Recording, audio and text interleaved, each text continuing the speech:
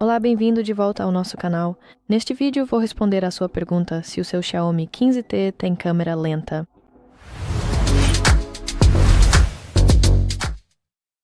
Então, a resposta curta é sim, o seu Xiaomi 15T tem o modo de câmera lenta e vou mostrar como gravar esses vídeos. Claro, você deve tocar no ícone da câmera no seu telefone e deslizar para cima, assim, para entrar nesse menu. E agora selecione câmera lenta.